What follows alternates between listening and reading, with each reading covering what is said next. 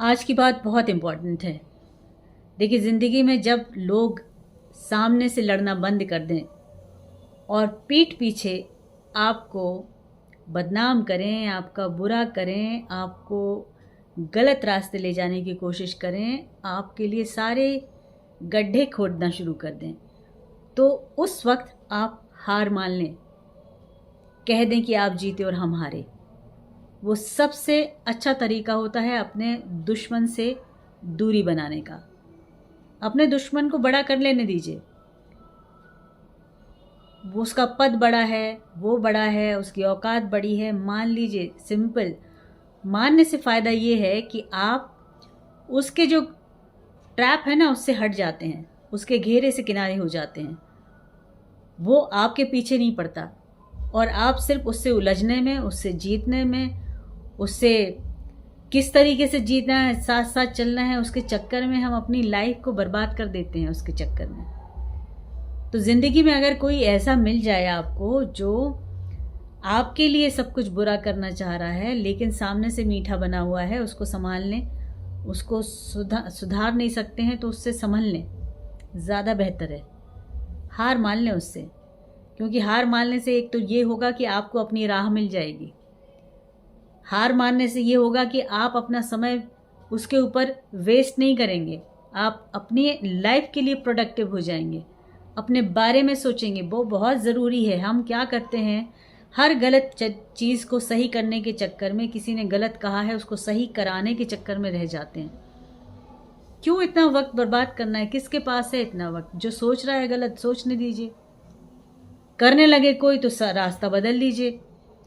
आपका अपना हो चाहे वो पराया हो, मैटर नहीं करता, लेकिन जो लोग आपका साथ नहीं देते हैं और आपकी सही चीज़ों को गलत बताते हैं, उनके साथ चलने की तो कोई ज़रूरत नहीं है और लड़ने की भी कोई ज़रूरत नहीं है। आपको नहीं चलना है, लेकिन दिखाना नहीं है कि आप तय कर चुके हैं कि नहीं चलना है साथ में। सामने से आप उसको उतना ही इज्जत दीजिए जिसका वो हकदार है। अगर बड़ा है, उसका पद बड़ा है, तो रिस्पेक्ट दीजिए, लेकिन उसकी बातों को अप्लाई करने की अपने जीवन में ज़रूरत नहीं है, ना वो उसके कहे पे चलने की ज़रूरत है। इग्नोर भी नहीं करना है सामने से। वो टैक्ट सीखना होगा, बहुत ज़रूरी है। थोड़ा सा चतुर बनना पड़ेगा ज़िंदगी में, नहीं तो आप बेवकूफ़ रह जाएंगे। यहाँ पे लोग कंधे ढूंढते हैं अपनी गलतियों को थोपने के लिए, बकरा बनाते हैं। तो समय से सचेत हो जाएं। ज़िंदगी बहुत कम है आगे जूझने के लिए भी और जीतने के लिए भी और जीने के लिए भी। तो वक्त बर्बाद किए बिना तय करें कि कौन अपना और कौन पराया। तय करें किसके साथ जीना है, किसके साथ सिर्फ जीते हुए दिखना है। अपने रास्ते चुनने हैं, अच्छाई के साथ जीना है, हिम्मत के साथ जीना है, जीत के जीना है। गलत लोगों का साथ नहीं लेना है, न गलत बातें करनी है, न गलत सहना है। अच्छे काम करेंगे, आपका दिमाग सही रहेगा, आपका दिल अच्छा रहेगा और नीयत अच्छी रहेगी, तो देखिए नियति भी बदल जाएगी आपकी। सबसे बेस्ट है। हम लोग कंप्रोमाइज़ करते रहते हैं, कंटिन्यूटी में कंप्रोमाइज़ करते हैं। वो अपने हैं इसलिए आपको सहना है। क्यों सहना है? आपको बोलना नहीं है, लेकिन आपको फिर अपने रास्ते चुनने हैं।